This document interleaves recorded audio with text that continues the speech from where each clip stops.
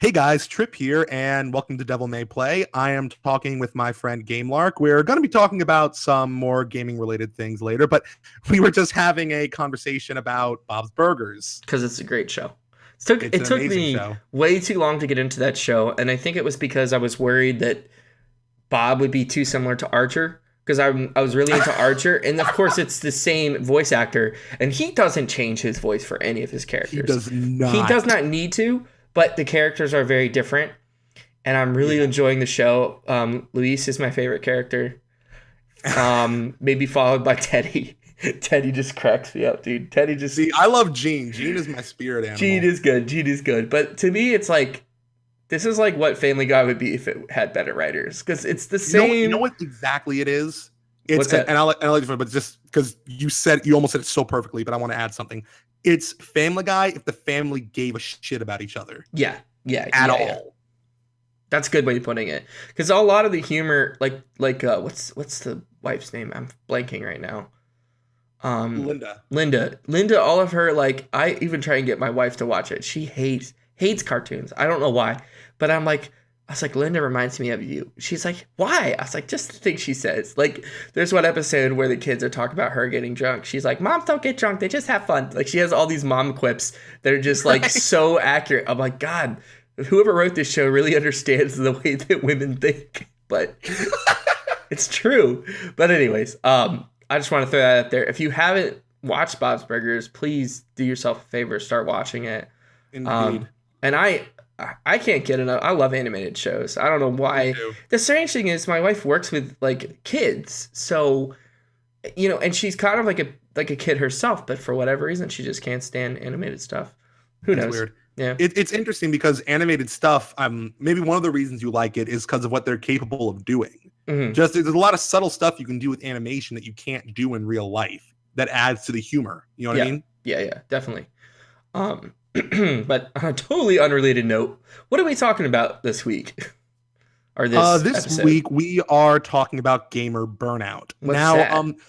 I've been hearing, and if you don't know, a lot of our topics come from stuff we've seen on Reddit, and that can be a good thing or a bad thing. Because we're But neckbeards. one thing that keeps popping up is that there's low sales for a lot of games in the past month or so.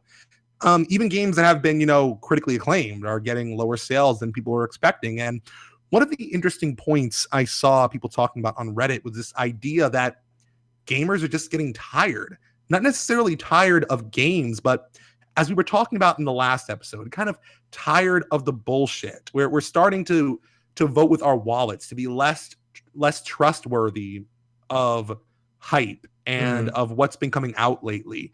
And on one hand, it's sad that we've had to become this cynical, but on the other hand, I think it's useful for the industry. And I kind of wanted to talk about that. And also, Lark wanted to talk about some personal times where he had gamer burnout. I've had So gamer burnout. Hi, my name is it, Lark. I I know, I've had a couple gaming burnouts. it's like some VD anonymous meeting or something. Yeah, I've had a couple burnouts. Let's see. Well, a lot of times there was one time I remember that I got really burned out. One of the worst burnouts. I just keep thinking of the game burnout every time I say it. Was I was helping a friend with a YouTube channel. It wasn't this one and it wasn't GameLark. It was long time ago. And we were playing like video games almost every day and recording it. I was actually in an apartment by myself, so we'd record like 2 or 3 times a week, and it just as much. And this is why I don't know if I could ever get into the gaming industry. There comes a point where it's like too much for me. Like for me, ideally, I can play. There are certainly games that I can binge play, and I've done it in college. Played Fable 2 for like 3 days straight to beat it, but for the most part, I can't just play games every day 24/7. I'm not one of those people. And it was getting to the point like I remember like playing Mass Effect 3 and I would play for like 7 hours a day and it wasn't even fun after a certain point. It was just kind of like I'm in this and I'm playing it and I guess I have to finish it. So, even though the game itself wasn't too bad until the ending, which I won't it's a totally Yeah. separate issue. I think that the problem was that it stopped being fun because it kind of became a job for the reasons I mentioned. The fact that I was playing so much and recording with my friend and trying to be this funny, quirky personality and like, hey, I'm a Let's Player. Let's make puns and joke and ha ha ha. That's partly why I don't. I have never heard you do that voice before. I can't even imagine that. I didn't really do that voice, but I'll let you on a very personal, I wouldn't say secret, but something like a personal insecurity. It's not going to be secret in a minute if you're talking about it here. I have an insecurity where like I grew up, moved around a lot. I used to have trouble making friends. So I would try and do what I could to fit in. And because I was a really sheltered Christian kid, this is going way off tangent. But the point is, I'm getting back to the point, which is I have a tendency to try and like kind of be like the class clown. So like goof off. And like that was another problem, was I just wasn't enjoying games when we were playing it and recording it because I felt like I was trying to be funny instead of just being myself. And then when I was playing, like I was doing that, I was playing games, you know, to record, and that wasn't fun because it was always like the pressure of trying to do something funny or blowing something up or trolling or whatever. And then when I was playing just for fun, I was like, damn, I'm just like, this is all I'm doing. So I think a balance is really what's necessary. You know, there are gamers out there that, you know, professional gamers. I remember watching a video about a League of Legends professional player who played 14 hours a day, every day, loved it. Play to the level that you want to. That, you know, it's okay if you need to take a break, or it's okay if you aren't playing every day. Like, you're still a gamer. You know, I don't consider myself casual, even though I don't put in as many hours as many of the hardcore quote unquote gamers, where there's all types of gamers is my point. Yeah. Just have freaking fun. That's what this is about. But I feel like a piece of advice I may be able to give you is, always have a game you can come back to. Yeah. You know what I mean? Like, there's always going to be those games that are just kind of like home. Mm-hmm. Like, I talked about this on an episode months ago about, you know, your go-to games.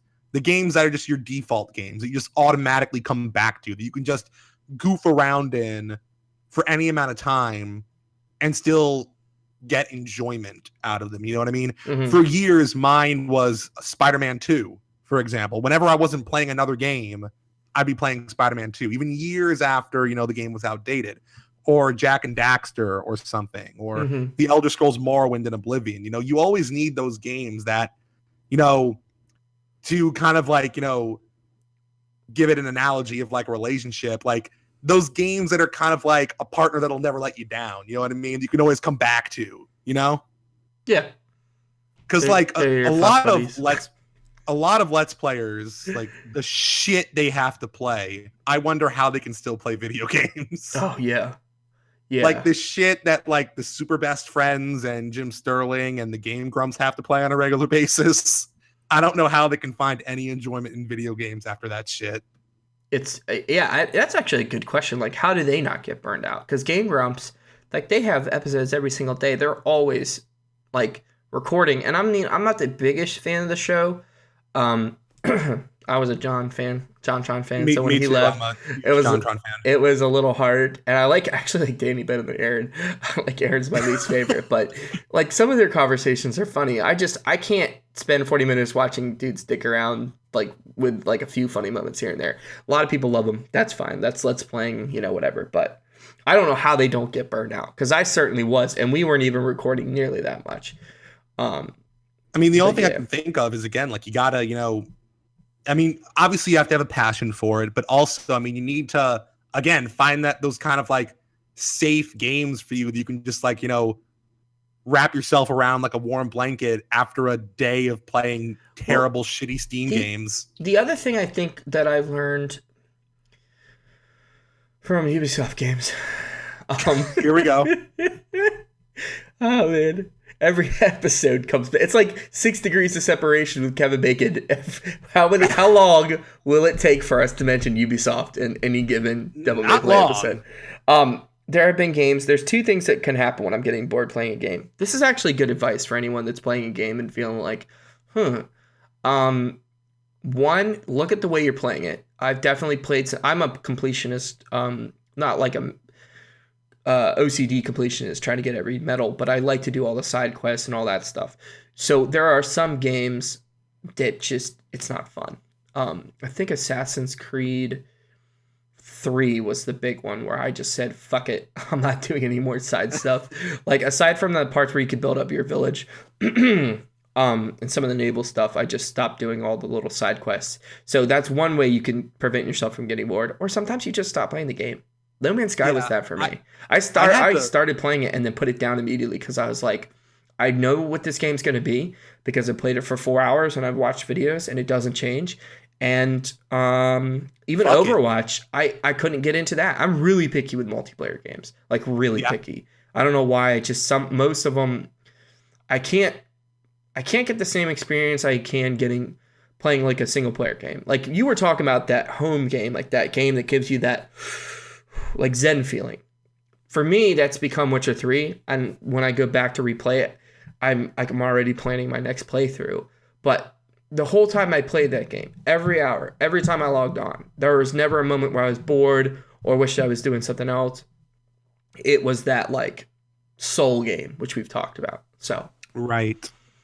But the other thing it could be is just, going back to what I was just saying, it's not you, it's them, it's the games and trends that are currently prevalent in gaming. So maybe that's what, that could be an explanation as to why game sales are down is that, it's funny, you would think that would be the case because normally we were seeing this at the end of the last console cycle because a lot of developers didn't want to do new IPs right at the end of a console's life. So they were saving it until the next gen, and the next gen came out, and it's only been a couple years since the, next gen consoles have come out. Right. And see, there's always a delay in the consumer's response. Just like we were talking about Watch Dogs 1 to Watch Dogs 2. Even though Watch Dogs 2 was so much better, the sales still aren't meeting what they should for the quality of the game because we're still reacting to Watch Dogs 1. It's a similar thing with the last generation to this generation. And I would say that so far, this current generation has been a complete burnout anyway. But I mean, that's a totally different discussion for another time. But there's always kind of a delay in the reactions of the consumers. And I feel like that's kind of what's happening now. Mm-hmm. And I hope that the developers know that's what's happening so they don't think that the games they're making now are the bad ones. They understand that we've become so cynical and we're clutching our wallet so tightly because of the shit you did in the past. And we just, quite frankly, don't trust you anymore, nor should we. Well, here's something I just thought of. In terms of sales for this next generation consoles and games, like when you made the jump from N64 to GameCube and PS1 to PS2, there was an immediately noticeable difference in hardware. Like we're just getting to the point where new consoles are only like increasing visuals marginally. And that's the first thing that you're going to notice, right? When you're looking at new screenshots and new videos, like the jump from PS3 to PS4 was noticeable, but it wasn't like that night and day difference that we saw from PS1 to PS2 or even PS2 to PS3. So I think just in general, it's what we were talking about before with consoles kind of possibly losing their edge a bit. I mean, if anything, and we talked about the Switch in a separate episode, I think the Switch, it divided some people, but a lot of people thought the core concept was neat. And I know you have your misgivings, and we've already talked about that. But I'm saying, it's at the very least, it's doing something that you can say, okay, this is something that's interesting. You want to make local co-op available anywhere. But we'll see if it works out. What I'm trying to say is like the PS4 reveal, that mainly got gamers hyped just because of how shitty the Xbox One's presentation was. Right. And I feel about Sony the way I feel about Ubisoft as well. But we can talk about that in terms of my mixed feelings. But we can talk about that another time. But what about you? Is there any like personal burnouts that you've experienced before? Moments where you're just kind of like, ugh. See, we were talking about this before the episode actually started, and I kind of half jokingly, half seriously said, I've never had a gaming burnout that was my fault. It's always been someone else's fault. Okay. And by that, I mean, it's always been, like, at least to my mind, the development studio or something that they're doing, or just, and I feel like that's the case for a lot of people. Like, especially people like us who spend all of our time talking about video games, we have a passion for this. And the only other thing I can look at, and especially in regards to a lot of these people who, aren't playing as much as they would want to, is burnout from the way the industry treats us, or burnout from the quality of the games we're being given, burnout because we want something new, burnout because the stuff that isn't new isn't high quality at all. Mm-hmm. I feel like that's the cause of a lot of burnout. It's especially for people like us who are, really passionate about games. It's less about, it's not us, it's them. You know what I mean? Yeah, I agree. But I do think it can be us sometimes. That was what I was trying to say. Oh yeah, it's like gaming habits. I'm being silly when I say like, oh, it's always. I'm just no. I know. Purpose, but we are looking at it like from two different perspectives. We're talking about two different aspects of this. Getting burned out because we're tired of playing the same games. And in that case, to get back to what you were saying, I kind of gave advice on my personal burnout that I felt. For your personal burnout, like you said, go back to playing older games or indie titles I found are really fun because one, they tend to be shorter, but two, they tend to have, I don't want to use the term more creativity, but more focus, like a different perspective on gameplay. Like Absu. Absu was a great game. I played it. It was like 2 or 3 hours long. Or Journey, and we've already established that these aren't the same developers. I know that, but I made that mistake. But both of those games kind of reminded me, they were similar because they both were just like no hand holding. You just play the game and experience it for yourself. It's pure. It's like pure gaming. And that sounds so pretentious, man. I want to take those words back, but we're trying not to be Polygon. We can't be Polygon. No pretension. I just channeled my inner Polygon. I feel it. All right. You made a good point earlier about the jump from one console to another console. And I feel like visuals is a big part of it. But I feel like, and I'm pretty sure you would agree on this, it's everything about the technical leap in any way. Because if you look at the difference between the PS1 and the PS2, think about that for a moment. Like, let's just look at two different games that were released on the PS1 to the PS2, Silent Hill 1 and 2. Mm-hmm. The technical leap between those two games is astounding. And it goes much deeper than just graphics. It goes to the basic stuff you're capable of doing in a game, stuff that inherently affects the gameplay in ways that people didn't even think would be possible for a video game to be able to do. Mm-hmm. And I feel like that's kind of been lost in the latest console cycles. It's more like, okay, what am I really getting out of this? What new are you offering me? And a lot of people are coming to the conclusion, nothing really. Well, here's something that's new that I think is going to be potentially game changer if it works out. VR, I was watching some early impressions for like the PS4 headset, and somebody was talking about it. And of course, you're going to need the software, but we've already talked about how like motion controls, in my opinion, were kind of a bust. Like it worked for the Wii, but it never really reached its potential. And I don't even want to talk about the Kinect because they're just like, well, now you can play Mass Effect and you can say things to your teammates and you can use your hand. I'm like, no. I'm going to do a Shia LaBeouf impersonation. Just go home, Xbox. No.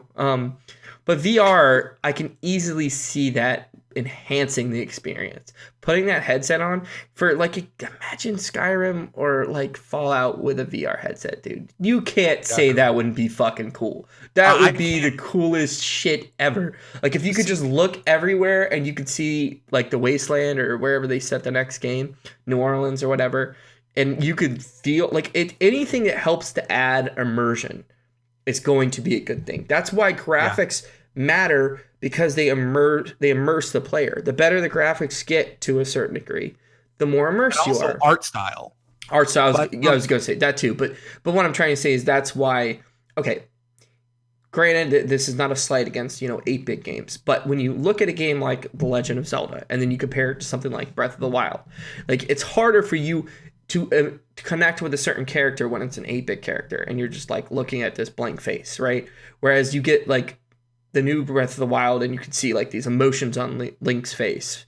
So what I'm trying to say is like graphics aren't the only thing that matter, but to me anything that adds to the immersion is going to help. It's going to be the right step. That's why I felt like the motion controls did not help to add to the immersion, because there's a reason that game controllers have evolved to the way they have, because they work and they're quick. Trying to wave your hand to shoot something or throw a grenade, It's not as quick as hitting a button. So those are my thoughts. I have hope for VR. I think that it's going to take a couple really good, really cool titles, but that to me, that's the exciting part. And the HoloLens stuff, maybe. I don't know. That to me still feels like it could be kind of gimmicky. Like, okay, you know what I'm talking about, that Microsoft HoloLens. Isn't that like the 3D projection thing that they're or the glasses? About that. The glasses that it's like glasses that are like augmented reality, kind of like Pokemon Go. That could be cool, but I don't see how it would help too many games. Like, it could be cool on its own, but they're talking about, like, I think they showed, like, Conker or some character jumping around a table. I'm like, okay. And they still won't do anything with fucking Conker. I'm sorry, that's a totally different discussion, but they're just fucking with us at this point, showing Conker and shit and not giving us another fucking Conker game. Anyway. I think we hit a sore spot. A little bit. Oh, man. Anyway, to your point, though, I know you're probably expecting me to, disagree with you on VR like we disagreed with the Switch, but no, I want VR to be good more than almost anything else in video gaming, more than I want almost anything else in video gaming. And my only hope is that they fix the kinks before it goes out of style. Yeah. Because, I mean, if you look at what happened with 3D television, I mean, how long did that fucking last for? There was the price hurdle. There were the fucking glasses. There was, it didn't really enhance the experience that much. I don't want VR to go in that same direction. And it can if we're not careful. We had, we had the Oculus Rift and we had the HTC Vive pulling all sorts of bullshit. If you guys want to know more about the, what I'm talking about in regards to how VR has kind of been the potential issues with VR, watch Accursed Farm's video on VR. He's literally my favorite YouTuber, Accursed Farms, out of everybody on YouTube. So I'll give him a shout out any day, but he makes a lot of good points about this. I've never even heard of him. He's amazing. I'm glad I told you about someone you haven't heard of. He's the guy who does Freeman's Mind, if you've ever heard of that. Oh yeah, I know him. Okay. Yeah, he's actually like literally my favorite YouTuber, but I'll tell my favorite tuber once we're done with this. All right, yeah, cool.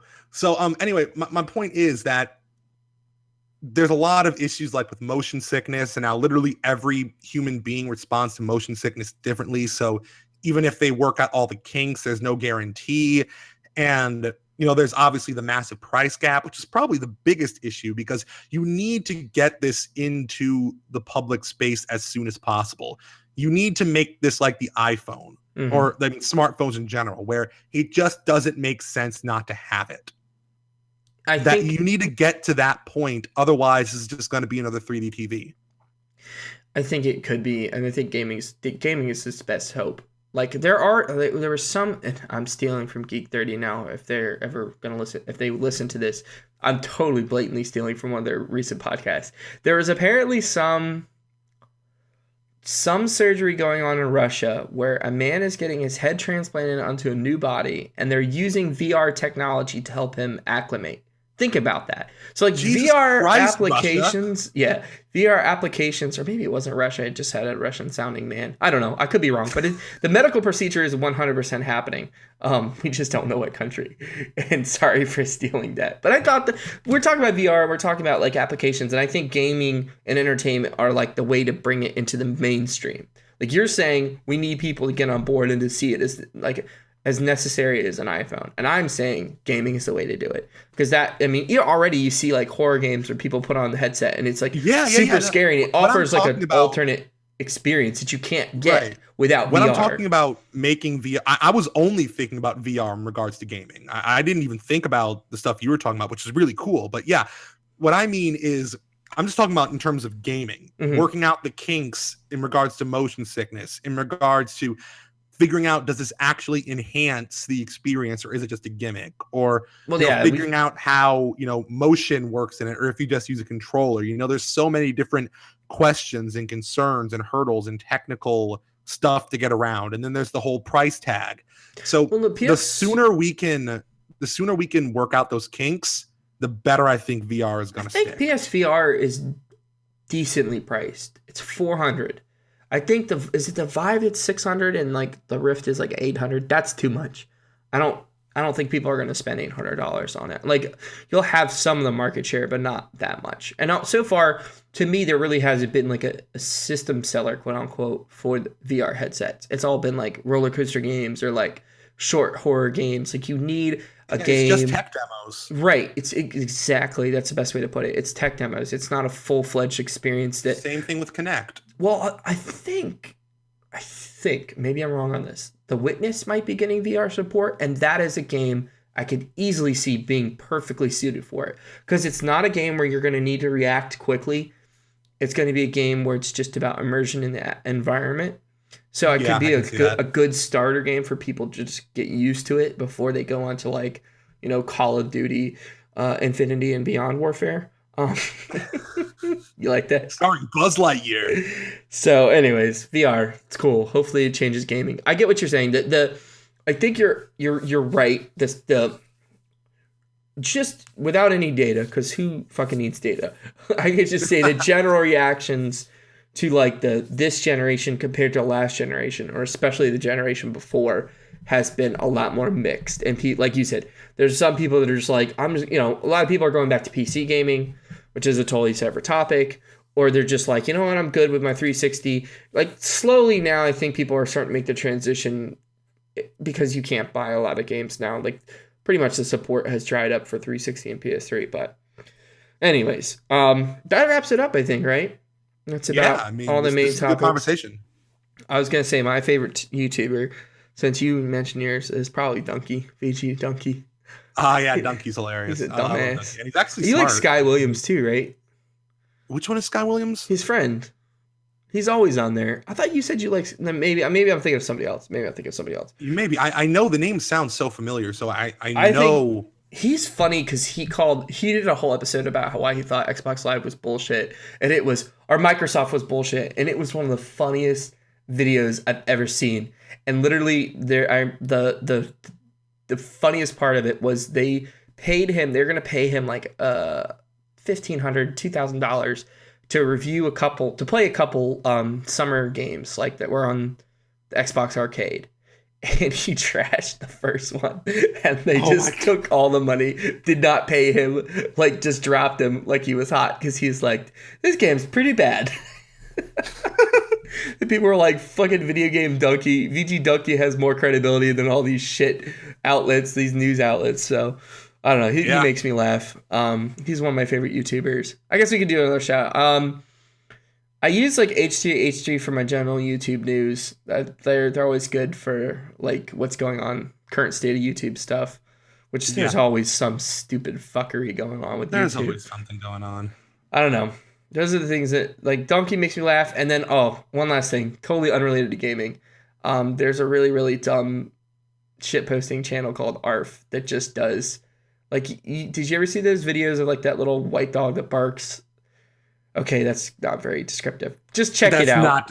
That you basically described half of YouTube, the other half being cats. All of his stuff are like Bork this and Bork that, and I've watched one of his videos, Wake Me Up Before You Go. He does it with like dog barks. I've watched that thing probably 50 times. I play it and annoy the shit out of my wife. I'm like, hey, you need to see something. I gotta show you this, and then I start playing it. She's like, God damn it. Okay, I got one shout out before we go. And this is a YouTube channel that virtually, nobody really knows about, but Jesus Christ deserves more. So let me preface this by saying that I have a very dark, surreal, and kind of messed up sense of humor. So I'm excited. Going in there right there. So there is this new YouTube channel called Adderall Ball Pit. Oh, wow. And it's all sorts of it's made by some Canadian guy. He actually sounds like he's pretty young. He might be a teenager or something. I don't know. But he's an animator, and he makes all of these, I'm gonna be nice and say simple animations with music that on the surface all sounds like really bad off-key like children's jingles. Mm-hmm. So imagine Sesame Street, but instead of a street in like the nice part of New York, it's some run down, fucked up project in Detroit where all of this vaguely supernatural stuff may or may not be happening, but nobody's really mentioning it. That sounds interesting. It's funny. It's creepy. Just look up Doris Lives Downstairs and you'll see exactly what I'm talking about. I think I'm going to check that out as soon as we end this. You should. All right. Awesome. Well, there you go. That's gaming burnout and other random things. Are you burned out yet? It's time to burn out. Yeah, I can't believe I just made that fucking terrible joke. It took longer than I expected, but I knew we'd eventually get to a burnout reference. All right, guys. See you next time. Fuck.